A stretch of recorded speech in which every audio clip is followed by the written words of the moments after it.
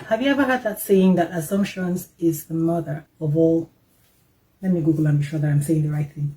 Yeah, it says assumptions are the mother of all mistakes. Well, I was going to say assumptions are the mother of all fuck-ups, right? And you can make assumptions all you want, all day long, 365 days a year on anything, but making assumptions with the most important aspect of your life, which is your relationship, is the worst thing that you can do. And that is what a lot of people do, unfortunately. You can't do that to yourself. You cannot place yourself at another person's disposal for their convenience. No. Your assumptions are killing you. Why do we forget that people show interest in us for different reasons? And we completely decide that what you're assuming is the reason they're with you. You're assuming in your mind that because you want a romantic relationship, you want an intimate relationship with this person, you want something that creates a marriage, you want to create a marriage with them. And because they show interest in you, you automatically assume that they're heading in that same direction. And you should really beat yourself about this. It's happened to many people already. So instead of assuming, let's be less self-absorbed and find out what the other person wants. It's going to sound a lot like it's victim blaming, but can we just throw that phrase out for a bit and look at it really, really for what it is, stark naked? If we weren't so self-absorbed, we would notice a lot of these things. And you see, it's not just you, it's all of us. Because if I meet someone and I'm interested in that person and I know that I want this type of relationship with them, all I am thinking when they are being good to me and they're being warm with me, I'm going to assume that what I want is what they want. So it's a natural thing. That's why I'm calling on us to be more conscious, to not forget that this world is full of people coming from different life experiences and different expectations and different needs and different walks of life and different values and different priorities. And so at all times, we should be conscious of that. So when someone approaches us, even if they're showing so much interest, we shouldn't assume that this is what they want. We have to actually test and see that you know what they want instead of just assuming and then ending up disappointed or ending up in a struggle. Because sometimes even you befriend people for one reason or the other. So having this is sometimes when you have befriended someone for one reason or the other because you like them for one thing or the other, you know what you have in mind. You're not being selfish. But then they start to assume that you want a relationship with them and then you're startled and then you start thinking of how to extricate yourself. So if it happens to you, of course it happens to everyone else. Another thing I say is that sometimes people are not deliberately hurting you because they're assuming that you are there just the same way you're assuming that they're there for something else. They're assuming that you're there for the same thing that they're there for. So some people are there for fun. They want to have fun with you and you want a long-term relationship. So you're assuming that they want a long-term relationship as well with you, with all the things that you guys do together. But they are assuming that I'm here for fun. So it doesn't even cross their mind to spell it out. And even if it did, they know that if they spell it out, you might not be there because you've shown that you really want this. So it's more comfortable for them, again, like you, it's more comfortable for them to just decide that you want the same thing that they want. So instead of spelling it out and taking the chance of breaking this thing and losing it, you just keep quiet. So you guys just keep on going on your merry way, assuming this person is assuming on their side, that person is assuming on the other side. No one can say to you, I love you. They know what it is that they love about you. So it's now up to us to match their words with their actions, to know what they mean when they say that they love us. So we can't always assume that. And even if someone, even if words have been said, even if someone says to us, I love you, love is just a word. So they can say it, but we now give our own interpretation. We have to understand that, right? Because don't assume. You can say to someone, I love you, and you know what it means. You know that you love them. Because someone can say that to you, and what they really mean is that, yeah, they love you, but they know that they're just here for fun. But if you don't know that they're just here for fun, and you love them because you are here for a serious long-term relationship, immediately they say to you that they love you, you assume. And they're treating you like they love you. Right? But if you really look at it, if you pay attention to not let it be colored by what you're thinking, you're going to see that they're treating you like they love you, but it's not in a way where they want something long-term with you, if it's just for fun. Now, if you're not sure, if when you try to match up the words with the action, you're not sure, you better ask them. You better ask them. Because, like, I live in North America, And there are people who will be interested in me, for instance, and they can say to me that they love me, and we might strike up a relationship.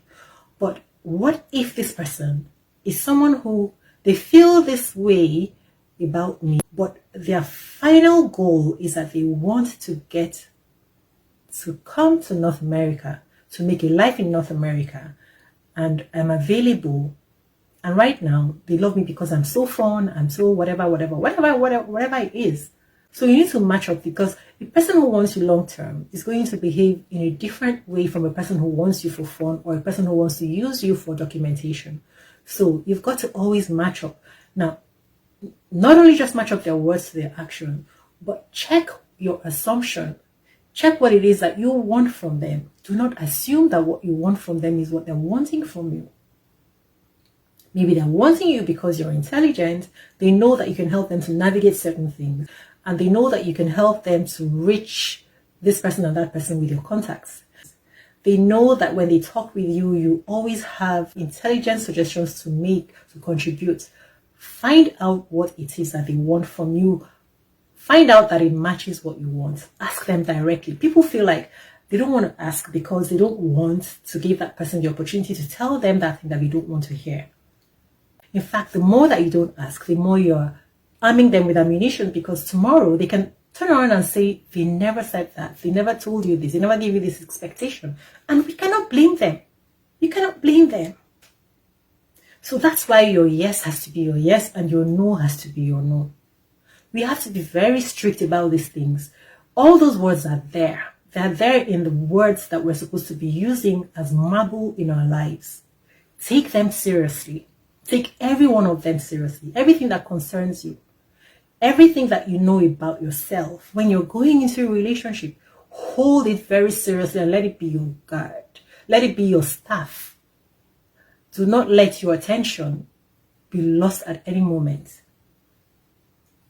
Sometimes you don't need to do this because, in fact, many times you don't even need to do this because the person who really wants you right in the right way will be unequivocal about it. You don't need to be asking yourself questions. But I'm telling you to use these words as a guide because some of us are so stubborn, we refuse to pay attention. We refuse to acknowledge the truth even when it's right there in front of us. But now you cannot deny the truth of the words that have been given to you as a guide for your life, in addition to evidence that you're seeing playing out in front of you. So some of these things don't need to be said. It's needless. But now that someone else is spelling them out to you, you've got to recognize that we've got to stop pointing fingers and stop accusing people of doing things to us when everything was right there for us. There is no longer any escape. There's no longer any escape. There's no longer any excuse. We no longer have access to the excuses. We can no longer make excuses for ourselves. Because when in your mind, you know that if you ask this question, you might hear something you don't want to hear. That is you not letting your yes be your yes and your no be your no. And then tomorrow you're going to turn around and accuse somebody of disappointing you. I know a lady who waited for years. This guy went back home to Nigeria from North America, married her, and the plan was that she would come to join him. The first year passed, the second year passed, the third year passed, the fourth year passed, and she was still there waiting. Now, it's glaring to you. You're a married woman. Now you're spending 4 years. She ended up spending so many more years. You're spending 4 years waiting for someone who said he's taking you to live with him. But your life is going. And suitors are coming and going. People are coming and asking for your hand in marriage, and you are not taking them serious. You are dismissing everyone because you're waiting for someone for whom you've already waited 4 years, 5 years, 6 years. And even then, I was one of those who said this was very bad, very wicked of him. But the truth is, it was very wicked of him, but it was also very foolish of her. Because when we see things, we don't even need anyone to tell us that this is what is happening. So tell them directly. In a situation like that, you tell them directly, you know what? I've waited for you for 3 years. I've waited for you for 2 years, and it looks like this thing is not happening. So I'm going to move on. That way, you get your answer fast. Let your yes be your yes and your no be your no. But because you know the truth, you decide to pretend, to veil it, and just keep on going in the direction that you want to go. This is us victimizing ourselves. Somebody is victimizing us, and then we're arming them with a weapon to finish us up. Very wrong. Very wrong. And we cannot turn around and say, oh God, why did you allow this to happen to me? We cannot. We're doing a lot of things to ourselves. At every point in time, be an advocate for yourself. Open your mouth, open your mind, and open your mouth and spell it out. Don't let things be ambiguous. Don't let things just stay quiet. Don't let, if someone is married to you and they came here on your papers and they begin to move funny, say to them directly, it looks like you only used me for these papers. Don't sit there until they're comfortable and settled and then they leave you and move away. You tell them everything that you're doing doesn't show that you care about me. So I can now see that you used me for your documents. And if they didn't, they'll change. And they cannot change halfway. You're going to see it's going to be full, active caring about you. So many times when we're victimizing ourselves, we turn around and say, that person did that to me, that person did that to me. Whereas it is us who see the signs and we just decide to overlook. We've got to stop. We've got to stop. We've got to take responsibility for our own lives. We're already empowered. Do you know that in the word it says that, how do I even explain this? Everything has already been done. When you ask, believe. The reason why it says that is because we have the answers. The answers are literally right there for us. But we just refuse to open the door and take it. Reach up the shelf and take it. Open our mouths and ask and take it. We just refuse. I want you to be emboldened. Be bold. Because every time that we hold ourselves back, it is because we're afraid. Every time that we shrink from the truth, it's because we're afraid of the truth. How can you be afraid of the truth when the truth will set you free?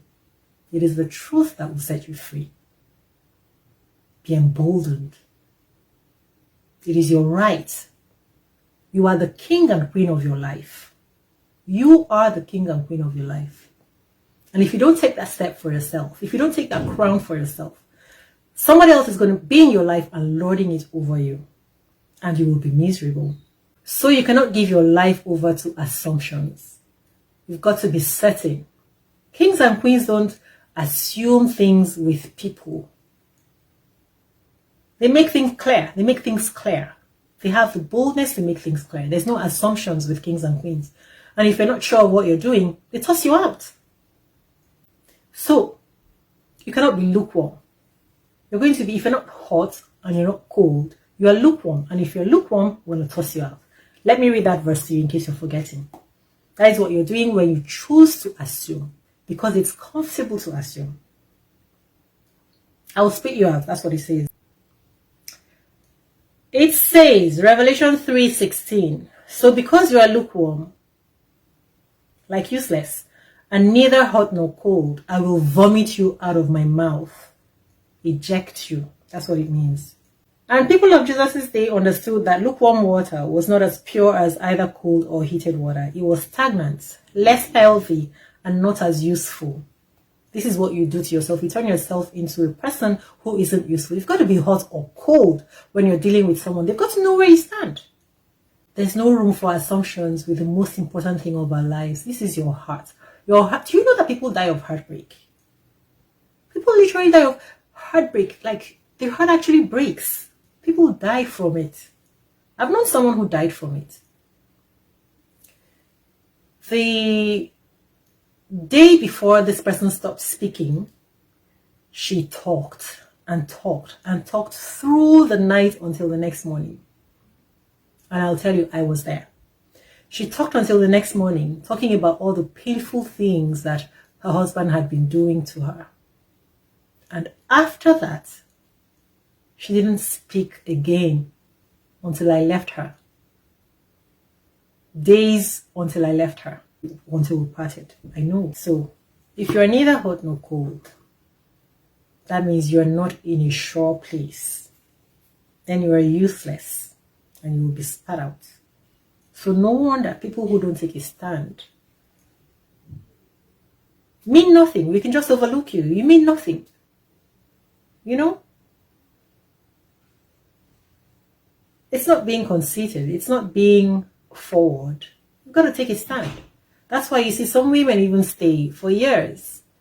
They're dating the same man. They're living with this man. They're living with the man. They have children with the man. And they're waiting. It's not that like they've chosen to live a life like this. They are waiting and hoping that this man finally proposes and makes them a wife. And they just remain. So you had a child. And then you stay the first year, the second year, the third year, the fourth year, the fifth year. And you're not getting out of that thing.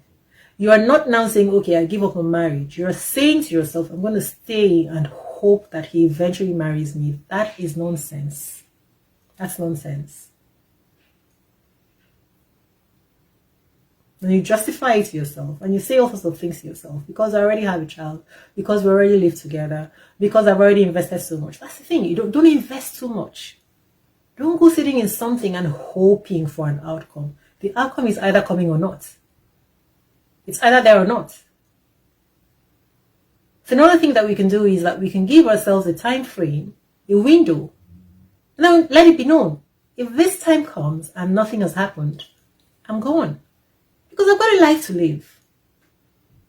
That's the stance that you should take. Nobody is coming to save you.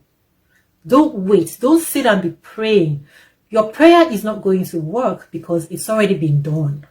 The keys have already been handed over to you. You already have the solution. The solution is to ask and receive it. And if you're not receiving it, be gone. It'll hurt. But it's sure better than investing years and years and then you get that huge heartbreak all of a sudden. Maybe sometimes, like some people have even found, they get the answer on social media where they see that that person is getting married to someone else. Because people have been living in the same house with somebody only to go and hear or even see their pictures of their wedding. It happens. So you think about that with your assumptions and stop assuming things. So that's why I say we should be approaching relationships from a different way. Look closely at the other person, what their problem is. And if you approach it that way, what you try to do is solve their problem. And when you're trying to solve their problem, that means that you know exactly what it is that this person needs. Because you've watched them closely. So that you're not self-absorbed. You're paying attention to this person and what they need. And in your efforts to solve their problem, you'll figure out what they need. So those are all the things that must come together. For instance, if you want to think about the guy who left that lady after promising her he was going to bring her over to North America and left her husbandless all those years. If you would think about that person, you would recognize, so think about this person. This person is of age, is of marriageable age and wants to have children now. If you thought about this person's needs and realized that, okay, this is an issue that a person of this age would have right now, then you recognize that possibly they used me for it, right? So, because if they didn't use you for it, there will be other parts of this equation that would come into play. But since these other parts are not coming into play, that means that there is every likelihood that this guy has just used me to have a wife, to create a family. She even had a baby. So he's gotten what he needs. And then he's gone on his merry way. And you are convenient because he will take you, if he will take you, when he will take you, according to his convenience. You can't do that to yourself. You cannot place yourself at another person's disposal for their convenience. No. Say no. I think I made that clear. So beat yourself. Beat yourself if you've been doing this. And then going forward, you'll do better. Test every spirit. Test every spirit. Test every spirit. And don't ever forget the golden rule that you should treat others as you will be treated. And test every spirit. And when you're treating others as you will be treated, two things will be going on here. When you're in a place where you're not being treated well, it'll be more obvious to you that this person isn't treating me right. Because it's a two-way thing. If you're conscious about it, if you're conscious always about treating the next person right, then you're going to also notice that this person isn't treating me right. And as I said, you don't shrink yourself. There's no reason why you shouldn't be an advocate for yourself. So once you notice that, your alarm bells go off. So you're going to recognize it more easily. Remind yourself that His plans for you are of good and not of evil. Don't abandon all that and let yourself down in the process of punishment and desperation and be so laser focused on another person and make another person your idol and forget all the things that you're supposed to do.